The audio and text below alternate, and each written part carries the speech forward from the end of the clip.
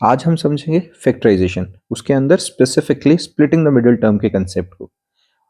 Concept समझने के लिए यहाँ पे कुछ क्वेश्चंस हैं, वो हम करके देखते हैं और उसके साथ साथ में कंसेप्ट क्लियर करते जाएंगे। यहाँ पर हमारे पास जो सबसे पहले जो क्वेश्चन है -7x + x² + 12। अब इस क्वेश्चन के अंदर जब हमें स्प्लिटिंग द मिडिल टर्म करनी है तो सबसे पहला जो हमें स्टेप फॉलो करना होता है, जो सबसे पहले ध्यान रखनी होती है, ये कि हमारे पास इक्वेशन स्टैंडर्ड फॉर्म में होनी चाहिए। स्टैंडर्ड फॉर्म का मतलब होता है कि जिसके अंदर हमारे पास ax² + bx + c, मतलब सबसे पहले हाईएस्ट डिग्री वाला पॉलिनोमियल का पार्ट होगा, फिर उसके बाद कम डिग्री वाला और लास्ट में जाके कांस्टेंट टर्म।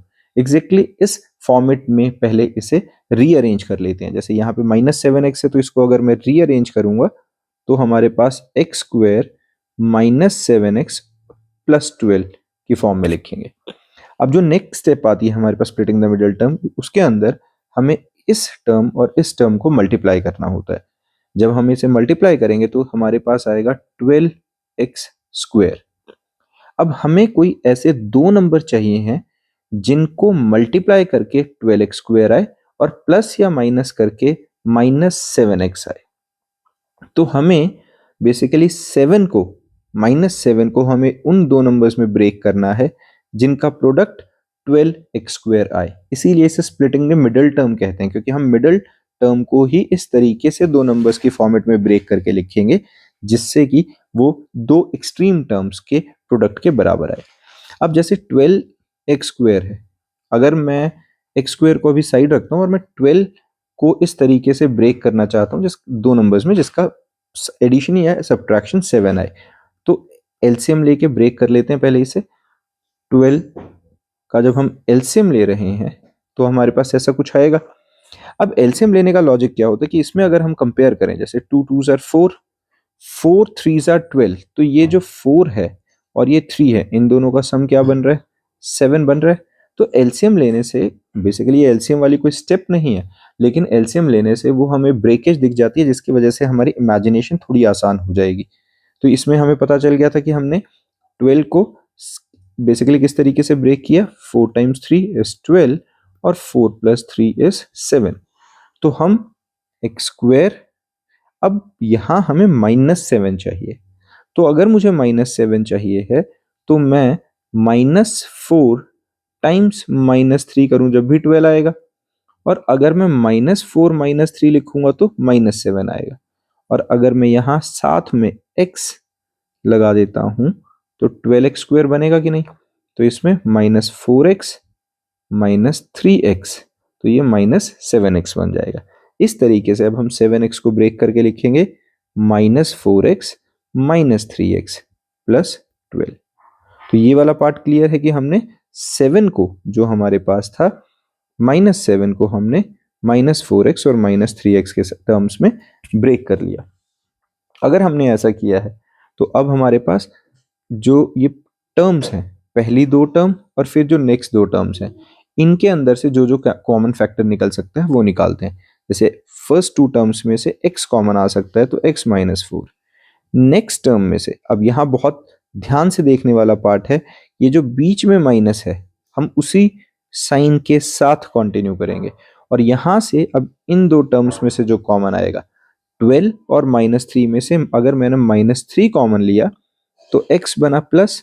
सिंस मैंने माइनस कॉमन लिया है तो अंदर ब्रैकेट के ये साइन क्या बन जाएगा? नेगेटिव। और 3 कॉमन आया है तो 12 में से 3 कॉमन आके बचा -4। क्लियर ये? अब यहाँ एक और स्टेप जो सबसे ज्यादा ध्यान देने वाली है कि यहाँ पर x -4 और x -4, ये दोनों ब्रैकेट्स के अंदर सेम वैल्यू होनी चाहिए। अगर ये सेम वैल्यू नहीं है तो हमारा कुछ गलत हो गया है, हमने कोई मिस्टेक करी है, या फिर उसकी स्प्लिटिंग पॉसिबल नहीं है। सिंस यहाँ पे ये सेम है तो अब हम इस पूरे ब्रैकेट को कॉमन ले लेंगे। तो ये x -4 अगर हमने पूरा ही कॉमन ले लिया तो अंदर क्या बच गया यहाँ पे? x, और दूसरे ब्रैकेट के बाहर का बच गया -3। इस तरीके से हम स्प्लिट करते हैं। अब हम नेक्स्ट क्वेश्चन पे यही सब इंप्लीमेंट करके देखते हैं। अब नेक्स्ट क्वेश्चन में जैसा दिख रहा है 2x² + 9x + 10, इसके अंदर सबसे पहले देखो ये स्टैंडर्ड फॉर्म में है ऑलरेडी, ये ax² + bx + c की टर्म्स में है, तो हमारी एक स्टेप तो पहले से ही हो रखी है। अब हमें क्या करना है, 2x² और 10 को मल्टीप्लाई करके देखेंगे तो 2 × 10 = 20। हमें अब कोई ऐसे दो नंबर्स चाहिए जिनका प्रोडक्ट 20 आए और जिनका एडिशन या सब्ट्रैक्शन 9 आए। तो हम 2x², अब अगर हमें हिंट चाहिए तो 20 के एलसीएम लेते हैं हम 20 का, तो यहाँ आया 10, 2 5 जार, 5 1 जार। अब यहाँ से बेसिकली जैसे मैंने बोला था कि एलसीएम कोई मैंडेटरी स्टेप नहीं है, लेकिन अगर खुद मतलब एक आइडिया नहीं लग रहा है कि हम ऐसे कहाँ से दो नंबर ढूंढे, तो एलसीएम तुम्हें थोड़ी सी हिंट दे देगा। जैसे यहाँ पे 2 2s are 4, 4 plus 5 is 9, 4 plus 5 is 9 और 4 5s are 20। तो 4 और 5 की ब्रेकेज हमें यहाँ से दिख रही है, तो हम यहाँ पे 9 को लिख लेते हैं 5x प्लस 4x प्लस 10।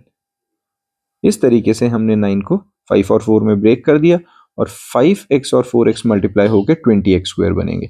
अब हम जो फर्स्ट टू टर्म्स हैं उसमें से कॉमन निकालते हैं। यहाँ दिख रहा है जैसे कि कुछ कॉमन, कोई नंबर कॉमन नहीं है लेकिन x कॉमन है। जब कुछ कॉमन नहीं होता इसका मतलब 1 होता है, तो 1x की जगह सिंपल हम x लिख लेते हैं। तो यहाँ बचा 2x प्लस 5। इन दोनों टर्म्स में से सिंस दोनों इवन है तो ऑब्वियसली 4 और 10 में से 2 कॉमन आएगा, तो हमने 2 कॉमन निकाला, तो यहाँ बचा 2x प्लस 5। अब इसके अंदर जो मोस्ट इंपॉर्टेंट स्टेप थी वो क्या थी, क्या ये दो इक्वल हैं।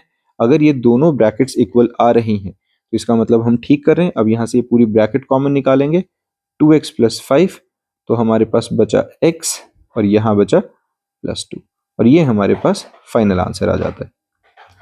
अब हम ये नेक्स्ट क्वेश्चन में इंप्लीमेंट करके देखते हैं।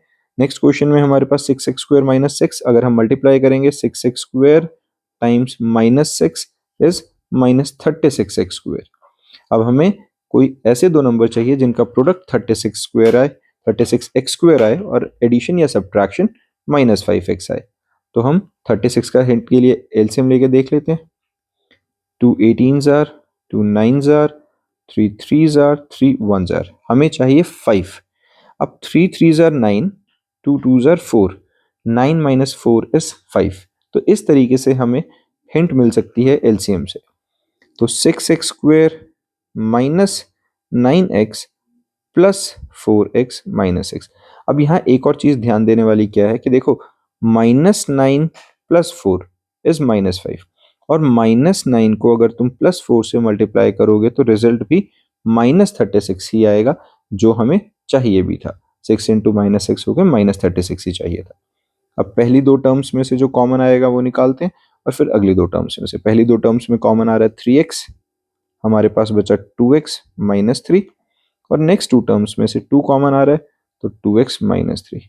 जैसा हमें दिख रहा है यहाँ पे कि ये दोनों ब्रैकेट सेम आई है, इसका मतलब हमारा जो फैक्टराइजेशन का प्रोसेस है वो ठीक है।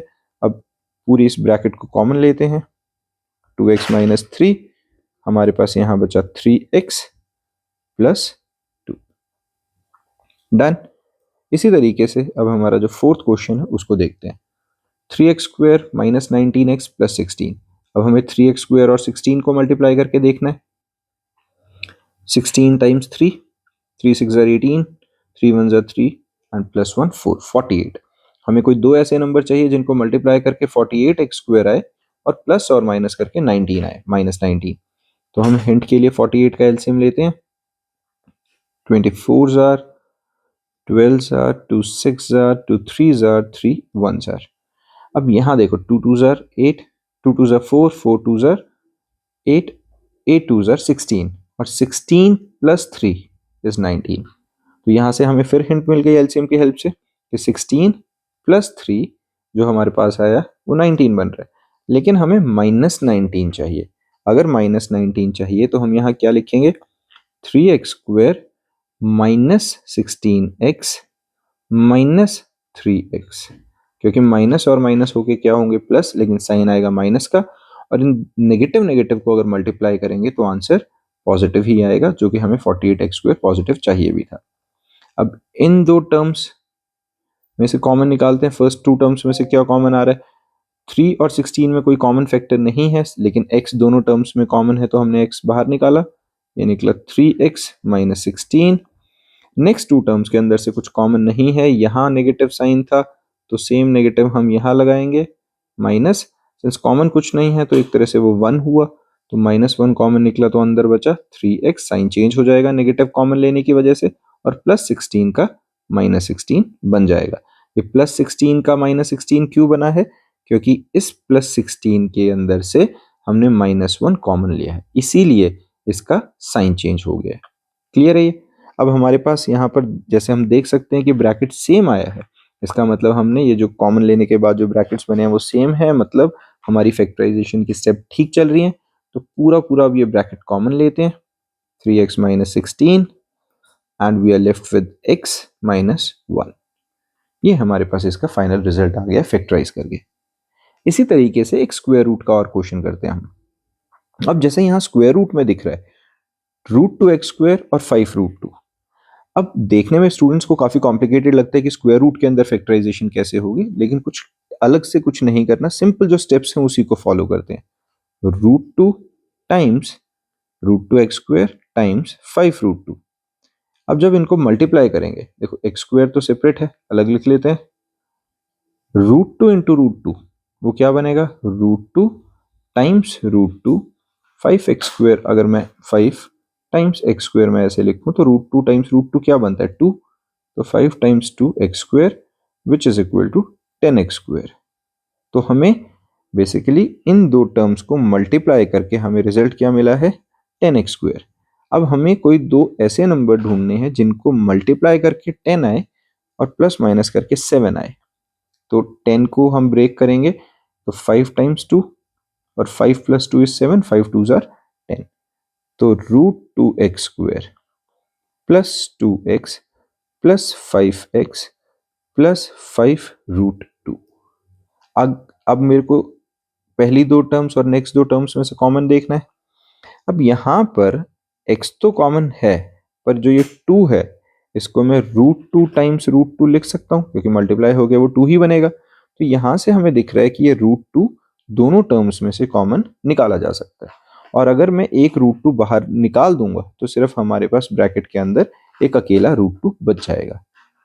हम यहाँ पे √2x कॉमन लेते हैं, तो यहाँ क्या बचा? सिर्फ एक x, क्योंकि √2 बाहर चला गया, और यहाँ इस 2 में से एक √2 बाहर चला गया, तो अंदर बच गया √2 और x हमने पहले ही कॉमन लिया हुआ है।